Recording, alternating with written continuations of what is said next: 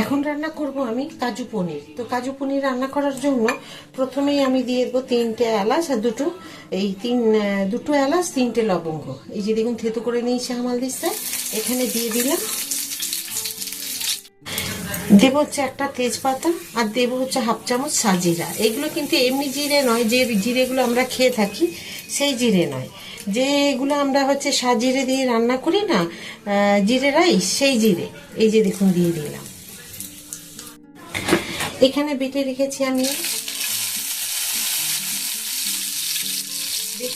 এখানে আমি একটা ছোট টমেটো, আদা জিরে আর কাঁচা লঙ্কা,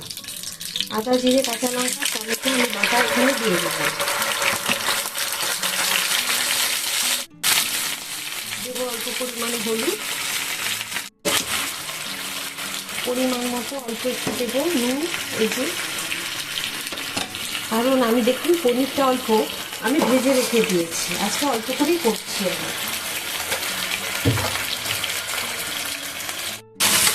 এখানে নিয়েছি আমি 2 চামচ চারমগজ পনিরে দেবো, আর এখানে নিয়েছি 6টা কাজু বাদাম, আর নিয়েছি 16-17টা মতো কিশমিশ। এগুলোকে দিয়ে আমি একসাথে বেটে নেব। আমি কয়েকটা দিয়ে দেবো, দেখুন এখানে রেখেছি ক্যাপসিকাম দিয়ে আমি এটাকে একটুখানি ভেজে নেব মশলার সাথে, দিয়ে একটা ঢাকা দিয়ে দেবো।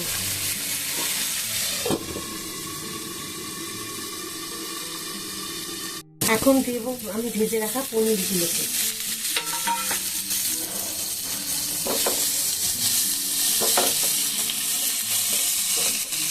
অল্প একটু দেবো চিনি, দিয়ে দেবো কাজু কিশমিশ আর চারমগজ বাটা।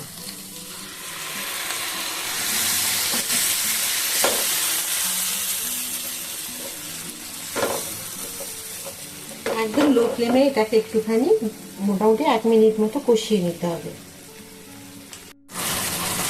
দেখুন খুব সুন্দরভাবে ফুটে গেছে। এখন এবার আমি